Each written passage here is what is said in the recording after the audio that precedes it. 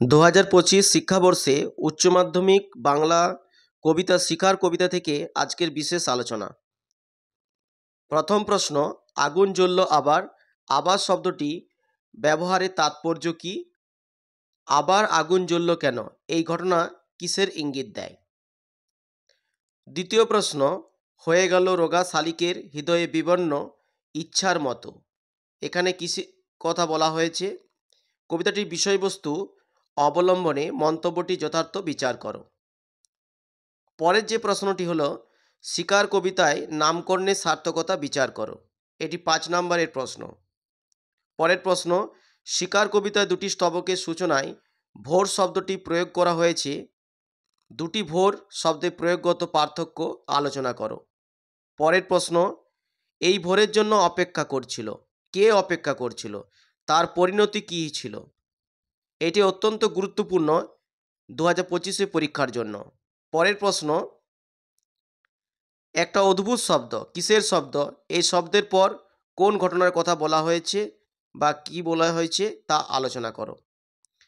প্রথম প্রশ্নটি এখানে তুলে ধরা হয়েছে, তা উত্তর নিচে স্ক্রিনে দেওয়া হলো, সম্পূর্ণভাবে উত্তরটি দেখে নাও। আগুন জ্বলল আবার। আবার শব্দটি ব্যবহারের তাৎপর্য কী? আবার আগুন জ্বলল কেন? এই ঘটনা কিসের ইঙ্গিত দেয়? উত্তরটি আলাদা আলাদাভাবে তুলে ধরা হয়েছে, আলাদা আলাদা পয়েন্ট করে। প্রত্যেকটি উত্তর অত্যন্ত গুরুত্বপূর্ণ এবং যথাযথভাবে উত্তরটি তুলে ধরা হয়েছে এই ভিডিওর মাধ্যমে।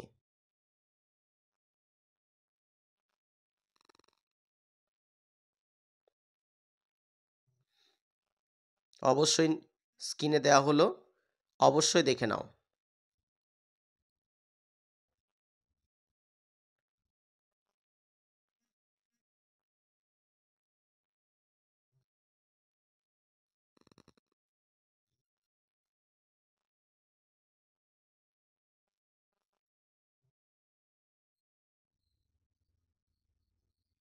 পরের প্রশ্ন হলো, হয়ে গেল রোগা শালিকের হৃদয়ে বিবর্ণ ইচ্ছার মতো। এখানে কিসের কথা বলা হয়েছে?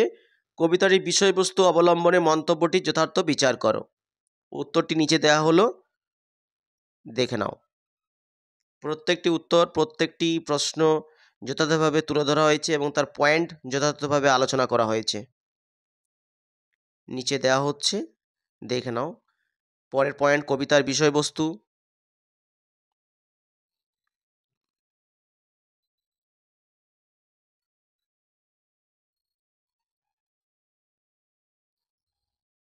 পরের পয়েন্ট, মর্মান্তটি বা মন্তব্যটি যথার্থ বিচার, তার আলাদা করে পয়েন্ট করে তুলে ধরা হয়েছে। প্রত্যেকটি উত্তর যথাযথ তুলে ধরা হয়েছে এই ভিডিওর মধ্যে। পরের প্রশ্ন, শিকার কবিতায় নামকরণের সার্থকতা আলোচনা করো। এই প্রশ্নটি অত্যন্ত গুরুত্বপূর্ণ এবং 2025 পরীক্ষাতে নামকরণের সার্থকতাটি অবশ্যই করে যাবে।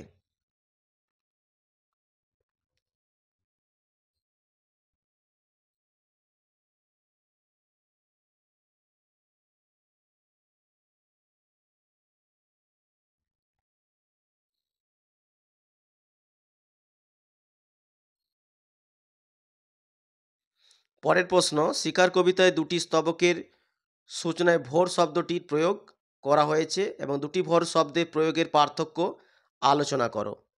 অত্যন্ত গুরুত্বপূর্ণ দুটি ভোরের কথা এই প্রশ্নের মধ্যে তুলে ধরা হয়েছে এবং তার আলাদা আলাদাভাবে পয়েন্ট তুলে ধরা হয়েছে এই ভিডিওর মধ্যে। প্রথমে ভূমিকা, পরের পয়েন্ট আসছে প্রথম ভোরের তাৎপর্য।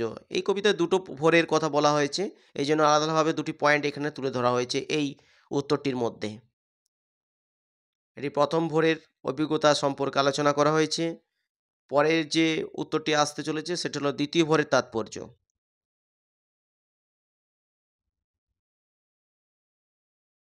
পরের প্রশ্ন অত্যন্ত গুরুত্বপূর্ণ এবছরের জন্য। এই ভোরের জন্য অপেক্ষা করছিল। কে অপেক্ষা করছিল? তার পরিণতি কী হয়েছিল?